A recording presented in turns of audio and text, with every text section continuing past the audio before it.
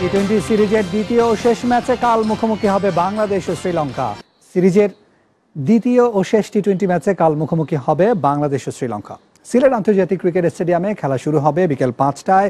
White ওয়াশের সংখ্যায় আছে বাংলাদেশ দল, তবে জয়ের ব্যাপারে আশাবাদী অধিনায়ক মাহমুদুল্লাহ রিয়াদ। আর ত্রিদেশীয় সিরিজ ও টেস্টের পর টি-20 সিরিজও জিততে চায় আত্মবিশ্বাসী শ্রীলঙ্কা। শ্যামানন্দ শ্যামেলের ক্যামেরায় আব্দুল আলিম শাহর প্রতিবেদন।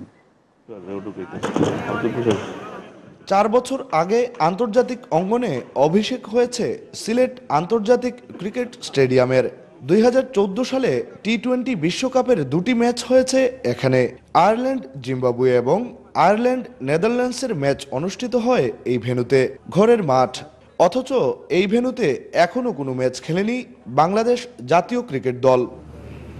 অবশেষে এই অপেক্ষার অবসান হচ্ছে, কিন্তু এমন এক সময় যখন টি-20 সিরিজ ড্র করতে হলে জয় ছাড়া বিকল্প নেই টাইগারদের সামনে। মিরপুরে প্রথম টি-20তে 193 রান করেও হেরেছে বাংলাদেশ দল।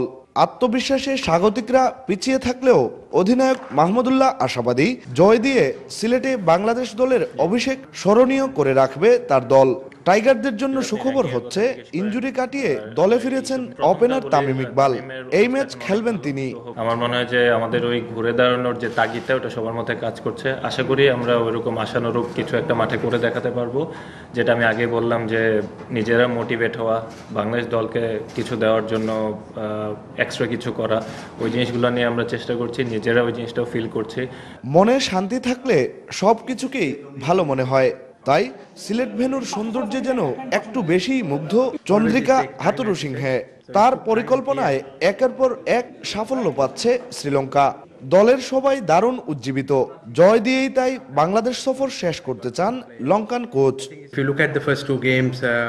প্রথম থেকে আমার প্রত্যাশা অনুযায়ী 2 ম্যাচে বাংলাদেশের ছেলেরা শক্তিশালী পারফরমেন্স দেখিয়েছে, কিন্তু শ্রীলঙ্কা ঘুরে দাঁড়াতেই বাংলাদেশ চাপে পড়ে যায়। কেননা কোচ হিসেবে কয়েকজন খেলোয়াড়দের নিয়ে আমার কিছু কৌশলগত কিছু পরিকল্পনা ছিল।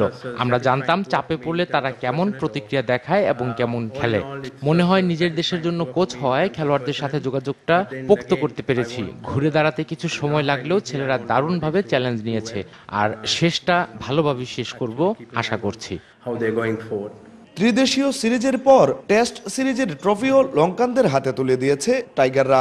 অন্তত টি-20 সিরিজটা যেন ড্র করে বাংলাদেশ, সেটাই এখন প্রত্যাশা এদেশীয় ক্রিকেট প্রেমীদের। Abdul Alim Shah, SA TV, Sylhet.